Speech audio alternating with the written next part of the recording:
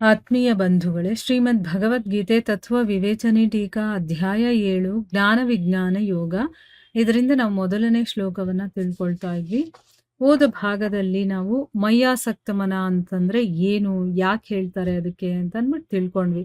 ಯಾರಿಗೆ ಈ ಲೋಕ ಪರಲೋಕ ಯಾವುದ ಭೋಗಗಳ ಆಸಕ್ತಿನೂ ಇರೋದಿಲ್ವೋ, ಮತ್ತೆ ಅವ್ರ ಮನಸ್ಸು ಭಗವಂತನನ್ನ ಬಿಟ್ಟು ಬೇರೆ ಎಲ್ಲೂ ಇರೋದಿಲ್ವೋ, ಮತ್ ನೀರಿಂದ ಹೊರಗಡೆ ತೆಗ್ದಂತ ಮೀನ್ ಹೇಗೆ ತಳುಮಳಿಸುತ್ತೋ ಆ ರೀತಿ ಭಗವಂತನ ವಿಯೋಗ ಆಗಿರ್ಬೋದು, ವಿಸ್ಮರಣೆ ಆಗಿರಬಹುದು, ಅದನ್ನ ಅವರು ಸಹಿಸ್ಕೊಳ್ಳೋದಿಲ್ಲ. ಅಷ್ಟು ಆಸಕ್ತರಾಗಿರ್ತಾರೋ ಭಗವಂತನಲ್ಲಿ, ಅಂಥವರನ್ನ ಮಯಾಸಕ್ತ ಮನಃ ಅಂತ ಕರೀತಾರೆ ಅನ್ನೋದನ್ನ ತಿಳ್ಕೊಂಡಿದ್ವಿ. ಈಗ ಪ್ರಶ್ನೆ ಏನು ಅಂತಂದ್ರೆ, ಮದಾಶ್ರಯ ಅಂತ ಯಾರನ್ನ ಹೇಳ್ತಾರೆ ಅಂತಂದ್ಬಿಟ್ಟು ಕೇಳ್ತಾ ಇದ್ದಾರೆ. ಉತ್ತರ ಏನು ಅಂತಂದ್ರೆ, ಜಗತ್ತಿನ ಎಲ್ಲ ಆಶ್ರಯಗಳನ್ನ ತ್ಯಾಗ ಮಾಡಿ, ಎಲ್ಲ ಆಸೆಗಳನ್ನ ಮತ್ತೆ ಭರವಸೆಗಳನ್ನೂ ಕೂಡ ಬಿಟ್ಟು ಈ ಜಗತ್ತಿನ ಮೇಲೆ, ಈಗ ನಾವೇನ್ ಮಾಡ್ತೀವಿ, ಒಬ್ರ ಮೇಲೆ ಡಿಪೆಂಡ್ ಆಗಿರ್ತೀವಿ, ಅವ್ರನ್ನೇ ನಂಬ್ಕೊಂಡಿರ್ತೀವಿ ಅಲ್ವಾ, ಯಾರ್ದಾದ್ರೂ ಒಂದು ಆಶ್ರಯ ನಮಗ್ ಬೇಕಾಗಿರುತ್ತೆ. ಆದ್ರೆ ಇಡೀ ಜಗತ್ತಿನ ಆಶ್ರಯ, ಎಲ್ಲ ಆಸೆಗಳನ್ನ ಭರವಸೆಗಳನ್ನ ಬಿಟ್ಟು ಏಕಮಾತ್ರ ಭಗವಂತನ ಮೇಲೆ ನಿರ್ಭರನಾಗಿರ್ತಾನೋ, ಮತ್ತೆ ಸರ್ವಶಕ್ತಿವಂತನಾದಂತಹ ಭಗವಂತನೇ ಪರಮಾಶ್ರಯ ಪರಮಗತಿ ಅಂತ ತಿಳ್ಕೊಂಡು ಏಕಮಾತ್ರ ಅವನ ಭರವಸೆಯಿಂದ ಯಾವತ್ತಿಗೂ ಅವನು ನಿಶ್ಚಿಂತವಾಗಿರ್ತಾನಲ್ಲ, ಅಂಥ ಪುರುಷನನ್ನ ಭಗವಂತ ಮದಾಶ್ರಯ ಅಂತ ಹೇಳಿದಾನೆ. ಅಂದ್ರೆ ನಾವಿಲ್ಲಿ ಯಾರೋ ಒಬ್ಬ ಗಂಡನಿಗೋ ಅಥವಾ ಹೆಂಡತಿಗೋ ಮಕ್ಕಳ ಮೇಲೋ ಅಥವಾ ಇನ್ಯಾರ ಮೇಲೋ ಡಿಪೆಂಡ್ ಆಗಿ ಅವ್ರನ್ನೇ ನಂಬ್ಕೊಂಡಿರ್ತೀವಿ. ಆದ್ರೆ ಒಬ್ಬ ಮನುಷ್ಯ ಎಲ್ಲರ ಆಶ್ರಯವನ್ನ ಬಿಟ್ಟು ಅವನ ಮೇಲೆ ಮಾತ್ರ ಡಿಪೆಂಡ್ ಆಗಿರ್ತಾನೆ. ಅವನೇ ನನಗಿರುವಂತ ಒಂದು ಭರವಸೆ ಅಂತ ತಿಳ್ಕೊಂಡಿರ್ತಾನಲ್ಲ, ಅವನ ಮೇಲೆ ನಿರ್ಭರನಾಗಿರ್ತಾನಲ್ಲ, ಅವ್ನು ನೋಡಿ ನಿಶ್ಚಿಂತನಾಗಿರ್ತಾನೆ ಅಂತ ಹೇಳ್ತಾ ಇದ್ದಾರೆ. ಅಂದ್ರೆ ಆ ರೀತಿ ಯಾರು ಮನಸ್ಸಿರ್ತೋ ಅವರು ನಿಶ್ಚಿಂತವಾಗಿರ್ತಾರೆ. ಇನ್ನೊಬ್ಬ ಮನುಷ್ಯನ ಮೇಲೆ ನಾವು ಡಿಪೆಂಡ್ ಆಗಿರೋದು ಯಾವಾಗ್ಲೂ ನಮಗೆ ಅದು ಹಿಂಸೆ ಅಥವಾ ನಮ್ಗೊಂದು ಭಯ ಅನ್ನೋದಿರುತ್ತೆ. ಆದ್ರೆ ಭಗವಂತನ ಮೇಲೆ ಡಿಪೆಂಡ್ ಆದಾಗ ನಾವು ನಿಶ್ಚಿಂತವಾಗಿರ್ತೀವಿ. ಅಂತ ಮನುಷ್ಯನನ್ನ ಮದಾಶ್ರಯ ಅಂತ ಹೇಳಿರೋದು ಅಂತ ಇಲ್ಲಿ ಹೇಳ್ತಾ ಇದ್ದಾರೆ. ಮುಂದಿನ ಪ್ರಶ್ನೆ ಏನು ಅಂತಂದ್ರೆ, ಯೋಗಂ ಯುಂಜನ್ ಅಂತ ಹೇಳಿದಾರಲ್ಲ, ಇದರ ಅರ್ಥ ಏನು ಅಂತ.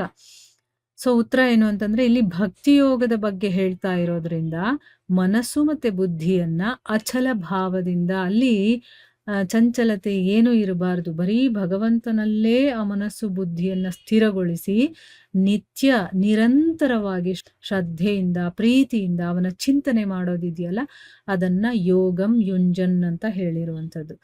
ಇಲ್ಲಿ ಸ್ವಲ್ಪ ಹೊತ್ತು ಮಾಡಿಬಿಟ್ಟು, ಈಗ ನಾವು ಮಾಡ್ತೀವಲ್ವಾ, ಒಂದು 10 ನಿಮಿಷ ಕೇಳ್ಬಿಡೋದು, ಆಮೇಲೆ ಫುಲ್ಲು ಟಿವಿ ಮುಂದೆ ಕೂತಿರೋದು, ಆ ರೀತಿ ಅಲ್ಲ.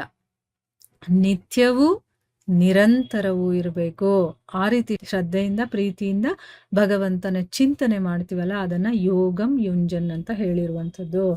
ಮುಂದಿನ ಪ್ರಶ್ನೆ ಏನು ಅಂತಂದ್ರೆ, ಸಮಗ್ರ ಭಗವಂತನನ್ನ ಸಂಶಯರಹಿತವಾಗಿ ತಿಳಿಯೋದರ ಅಭಿಪ್ರಾಯ ಏನು ಅಂತ. ಈಗ ಸಮಗ್ರ ಭಗವಂತನನ್ನ ಸಂಶಯರಹಿತವಾಗಿ ತಿಳ್ಕೊ ಅಂತ ಹೇಳ್ತಾ ಇದ್ದಾನಲ್ಲ, ಅದಕ್ಕೆ ಅರ್ಥ ಏನು ಅಂತ ಇಲ್ಲಿ ಹೇಳ್ತಾ ಇರೋದು. ಉತ್ತರ ಏನು ಅಂತಂದ್ರೆ, ಭಗವಂತ ಇಷ್ಟೇ ಅಲ್ಲ, ಅನಂತ ಕೋಟಿ ಬ್ರಹ್ಮಾಂಡಗಳೆಲ್ಲ ಅವನಲ್ಲೇ ಓತಪ್ರೋತವಾಗಿದೆ. ಅಂದ್ರೆ ಭಗವಂತ ಅಂದ್ರೆ ಇಷ್ಟೇ ಅಲ್ಲಪ್ಪ, ನಾವು ಏನೇನು ನೋಡ್ತೀವೋ, ನೋಡಕ್ಕಾಗದೆ ಇರೋದನ್ನ ಕೇಳ್ತೀವೋ, ಎಲ್ಲ ಅನಂತ ಕೋಟಿ ಬ್ರಹ್ಮಾಂಡಗಳಿದೆ ಅಂತ ಹೇಳ್ತಾರಲ್ಲ, ಅದೆಲ್ಲ ಅವನಲ್ಲಿ ಇದೆ ಅಂತ ಹೇಳ್ತಾ ಇದ್ದಾರೆ. ಎಲ್ಲವೂ ಕೂಡ ಅವನ ಸ್ವರೂಪನೇ ಆಗಿದೆ ಈ ಬ್ರಹ್ಮಾಂಡಗಳಲ್ಲಿ, ಮತ್ತೆ ಅದರಿಂದ ಆಚೆ ಇರೋದು ಏನಿದೆಯೋ ಎಲ್ಲವೂ ಕೂಡ ಇವನ ಒಳಗಡೆ ಇದೆ.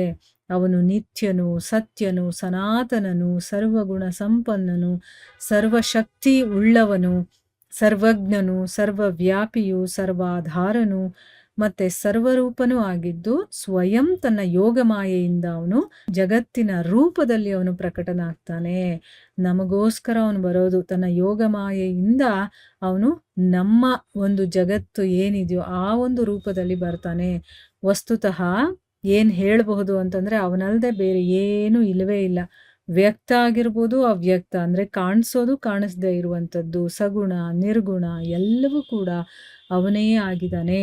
ಈ ರೀತಿ ಆ ಭಗವಂತನ ಸ್ವರೂಪವನ್ನ ಭ್ರಾಂತಿರಹಿತ ಮತ್ತೆ ಅಸಂದಿಗ್ಧವಾಗಿ, ಅಂದ್ರೆ ಏನೂ ಡೌಟು ಇಲ್ಲದೆ, ಭ್ರಾಂತಿನೂ ಇಟ್ಕೊಳ್ಳದೆ ಅವನ ಹೇಗಿದನೋ ಹಾಗೆ ತಿಳ್ಕೊಳ್ಳೋದಿದೆಯಲ್ಲ, ಅದು ಸಮಗ್ರ ಭಗವಂತನನ್ನ ಸಂಶಯ ರಹಿತವಾಗಿ ತಿಳ್ಕೊಳ್ಳೋದು ಅಂತ ಹೇಳಿರೋದು. ಸೊ ಭಗವಂತನ ಸ್ವರೂಪವನ್ನು ನಾವು ಭ್ರಾಂತಿಯನ್ನು ಇಟ್ಕೊಂಡು, ಆಮೇಲೆ ಅನುಮಾನ ಇಟ್ಕೊಂಡು ಆ ರೀತಿ ಎಲ್ಲ ತಿಳ್ಕೊಳ್ಳೋದಕ್ಕೆ ಸಾಧ್ಯನೇ ಇಲ್ಲ. ಇದನ್ನೆಲ್ಲ ಬಿಟ್ಟು ನಾವು ಅವನನ್ನು ತಿಳ್ಕೊಳ್ಳೋದಿದೆಯಲ್ಲ, ಅದನ್ನು ಸಮಗ್ರ ಭಗವಂತನನ್ನು ಸಂಶಯರಹಿತವಾಗಿ ತಿಳ್ಕೊಳ್ಳೋದು ಅಂತ ಹೇಳಿದ್ದಾರೆ. ಸೊ ಇಲ್ಲಿಗೆ ನಾವು ನಿಲ್ಲಿಸೋಣ. ಹರೇ ಕೃಷ್ಣ.